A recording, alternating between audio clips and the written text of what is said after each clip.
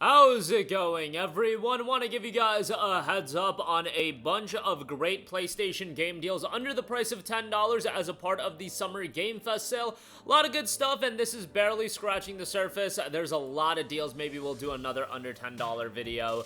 There's a lot to cover, so let's just get right into it. Let's start things off. You know, probably the biggest announcement for me coming out of all of the week's events was Resident Evil Requiem. Incredibly excited about that. Pretty interesting trailer we got there, but if you want to catch up on some of the Resident Evil titles, they're all seeing significant discounts, and a lot of them available for under $10. You've got Resident Evil Village at a historic low of just $9.99. Biohazard Resident Evil 7 is at $7.99. Resident Evil 2, the remake, is at $9.99, which this game, definitely one you want to play. You want to play all these before Requiem, but Village is $9.99. Now, if you haven't played Biohazard nor Village, they have a bundle with both Biohazard and Village, the Gold Editions, for like $19.99, I want to say. Yeah, the Gold Edition bundle, that gets you both games Gold Editions. That's a really good deal as well, and if you want to pick up both, that's an excellent pickup. But the Resident Evil games are great. I really like Biohazard and Village, and then RE2, the remake, I thought was outstanding. So without a doubt, you gotta recommend all of those games. And Requiem, I'm happy how they handled the trailer, and given how they handled Summer Game Fest in its entirety, you know, with the bait and switch, them saying that in a blink of an eye, just give us more time, etc., etc. I had a feeling when they put that video up that the game was just gonna be there at the end of the event, and that's what they did. But it feels like, to me, Capcom is in a bit of their trolling environment with Requiem. Or not even trolling, just not letting the player in on everything right away. I think there's more than meets the eye when it comes to Requiem, and I personally think that Leon is still going to be the main character or one of the major characters in the game, but we'll see how that turns out. I know everybody's talking about Grace Ashcroft, and you know, we'll see how all of that plays out, but I think Capcom is keeping a lot of things close to the vest, and trust me, I appreciate that. I like to be in a little bit of a mystery when it comes to a game like this, especially given that it's coming out in just 8 months. It's of an IP that's beloved. You don't need to sell people on this game. Try to keep that narrative a little bit in the mystery, and when you do some of the unveilings, you've got, you know, big things that people are gonna get excited for. But I digress. Resident Evil games, all of those are discounted, so check those out. Stardew Valley is $7.49. While it's not my cup of tea, this is a game that is beloved and one of those games that has gotten significant updates for a long time. You've inherited your grandfather's old farm plot in Stardew Valley, armed with the hand-me-down tools and a few coins. You set out to begin your new life. Can you learn to live off the land and turn these overgrown fields into a thriving home? It won't be easy. Ever since Joja Corporation came to town, the old ways of life have all but disappeared. The community center, once the town's most vibrant hub of activity, now lies in shambles, but the valley seems full of opportunity. With a little dedication, you might just be the one to restore Stardew Valley to greatness. A lot of replayability, and this is an incredibly relaxing game. If you have a long day at work, come home, and you don't want to play, you know, Lies of P in its normal difficulty, you know, you can pop in Stardew Valley and have a good time with that and not take it too seriously. So check that out for $7.49. I feel like it's a pretty good pickup. Star Wars Jedi Fallen Order, 85% off for $5.99. Love Jedi Fallen Order, thought it was a great game. I just thought the map design was pretty atrocious, which a lot of people agree with me on, and that has been a general belief across the board, but I thought Cal was a great character, and this is coming from somebody that's not the biggest Star Wars fan.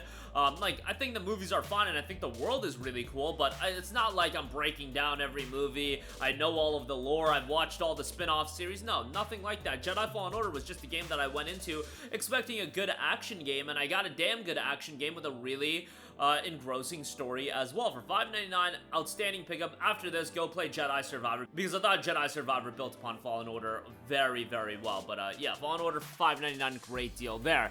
Mass Effect Legendary Edition, 90% off for $5.99, one of the greatest trilogies in video game history. Mass Effect 2 is still one of my favorite video games of all time, and when I talk of games like Red Dead Redemption 2, and games of that ilk, Uncharted 2, Mass Effect 2 has to be right in that mix as just a remarkable game. Mass Effect 1 is good as well. ME1 just shows its age given that era of 2007 games. There are so many games from 2007 particularly.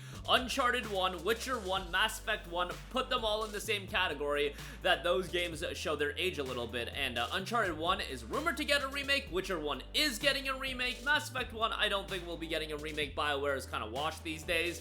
and, you know, I don't have high hopes for the next Mass Effect title, so yeah, we gotta revel in the glory days of Mass Effect, and, you know, BioWare, again, beyond cooked, beyond washed, they're a shell of their former self, but I'm sure the next Mass Effect game will still have a little bit of buzz, and I don't know. At this point, like, BioWare hasn't put out a game in north of a decade. I don't have high expectations for it, and anyone that does, I feel like is just setting themselves up for disappointment. But again, relive the glory days with the Legendary Edition at $5.99. Next up, we have Dying Light: The Following Enhanced Edition, $8.99 on this. Dying Light 1 is fantastic, and of course, we had the announcement of Dying Light: The Beast coming out August 22nd. That game is one of my more anticipated games of the rest of the year. I think that game looks phenomenal, but Dying Light in general has been such a consistent experience in terms of dropping high-quality games and just being fun to play. Dying Light 2 had its narrative issues, but overall, from a gameplay standpoint, I still thought that game was great. Dying Light 1 is just outstanding, and they did a phenomenal job of supporting the game. Definitely play this, play Dying Light 2, and then get ready for The Beast, August 22nd. Incredibly excited about that. I'm gonna try to fit in another playthrough of Dying Light 1 before The Beast comes out. It's just, you know, fitting it in with everything else I'm playing is sometimes a little bit tricky, but we do have a little bit of a quiet period, you know, in the midst of July. Death Stranding 2 gonna eat up a lot of my time, but I think I'll be able to fit in a playthrough of Dying Light 1 again before The Beast comes out. But a lot of cool stuff definitely ahead. $8.99 on that. Next up, we got some Assassin's Creed titles, Assassin's Creed Unity and Syndicate, $8.99 a pop on these. Syndicate runs at 60 frames per second on PlayStation 5. Fingers crossed that Unity gets the same treatment soon. Now, Unity is a game that I played back when it came out in 2014, and I, like many others, really crapped on the game based on the fact that it was a technical disaster. However, over the years, I've been told so many times, brother, you gotta go back and you gotta play Assassin's Creed Unity again. The game's patched up, and it's really, really good, and I've been meaning to do a playthrough of that. I feel like I've been saying I've been meaning to do another playthrough of Assassin's Creed Unity for like 2 years now on this channel, but I'm still meaning to do it, you guys. I'll get to it at some point, but yeah, $8.99 on that. And then Syndicate, I love. Syndicate, I thought, just unfortunately, it came out the year after Unity, which disappointed a lot of people, and Assassin's Creed by that point was really, like, we were getting yearly releases, multiple games a year in the case of 2014 with Rogue and Unity. You know, it was just a little bit of Spam City from Ubisoft, and I think Syndicate turned out to be a great game, but it just had a lot of factors outside of its control working against it. I think a lot of you guys can go back and play this game and have a phenomenal time with it, so I would recommend it. $8.99, a great pickup on that. Next up, we got The Wolf Among Us, 50% off for $7.49, $6.74 if you're a Plus subscriber. Was low-key hoping we'd get an update on Wolf Among Us Season 2 at Summer Game Fest. Unfortunately, that did not happen, and I don't know if I'm ever going to get an update on that game. But nonetheless, Wolf Among Us Season 1 I thought was outstanding. Great main character, a little bit more of a mature tone, and yeah, for this price point, definitely a good pickup. Next up, we have Yakuza Like a Dragon, 50% off for $9.99. I actually think this is a pretty good starting point if you want to get into Yakuza for a variety of different reasons. First of all, it centers around a new character in Ichiban Kasuga, which, yes, would it help you if you play the previous Yakuza game? Sure, but is it necessary? Absolutely not. And it has a new gameplay style as well, being more of a turn-based JRPG rather than an action beat-em-up. The story is great, and it might be my favorite story out of any RPG game. Look, Judgment 1, Yakuza 0, and Yakuza Like a Dragon are all chef's kiss tremendous, but Like a Dragon really hit home for me. I just love Ichiban as a character, and out of the RPG games, Ichiban's probably my favorite character. The English voice acting is outstanding as well. So yeah, $9.99 for that is great. Definitely would recommend that. Next up, we have Code Vein, 85% off for $8.99. We got the announcement of Code Vein 2. Not sure how I feel about some of the aesthetic choices in that game, but I'm still gonna check it out, and I liked Code Vein 1. Did I think it was a blowaway action Souls-like? No.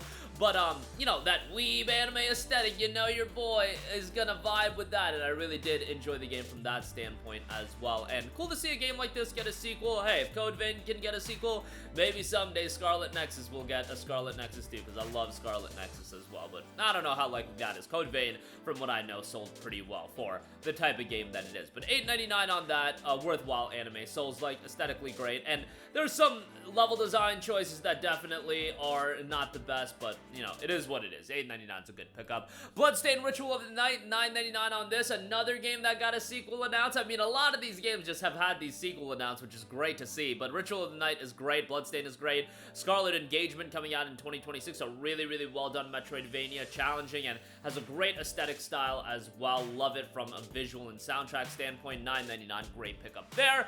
Phoenix Wright Ace Attorney Trilogy is $9.89. Capcom is shaping up to have one of the biggest 2026s, by the way, with all the games they got coming out, and they've been giving a lot of love to Phoenix Wright as well. Ace Attorney Trilogy, a collection of the classic visual novels, $9.89 for those titles is a good pickup. If you're into your more story-driven games, you'll certainly have a good time with that. And then lastly, we have Okami HD, 50% off for $9.99. That got its sequel announced back at the Video Game Awards in 2024.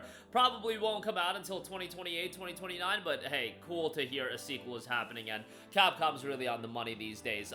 One of my favorite PS2 games of all time. I saw some people push back when I said that this game should be among the top 3 to 5 PS2 games of all time. I get it, the PS2 has so many great titles. I think Okami's in that mix for the top 3 to 5 best PS2 games of all time. I thought it was a incredibly well done game, and from an art style standpoint, it has aged incredibly gracefully. Gameplay is great, soundtrack is phenomenal, just an outstanding game. And you're damn right, I'm gonna 100% do another playthrough of this before Okami 2 comes out, and I feel confident in saying that because I got like 5 years to do it, so I could chill out. And when we hear more about Okami 2, I'm sure I'll circle back to this. But that'll do it for me. Let me know all of your thoughts in the comment section down below. A lot of great deals available right now. As always, guys, thank you for watching. Sound off down below, and goodbye. Hey guys, we hope you enjoyed the video, and if you did, make sure to hit the subscribe button, and if you're already subscribed, do us a favor and hit the bell icon. This way you'll be notified whenever we post a new video. That's the best way to keep up with all of our uploads, and we usually try to upload 2 videos a day. And with the bell icon hit, you'll be notified whenever we do upload a video. As always, thanks for watching.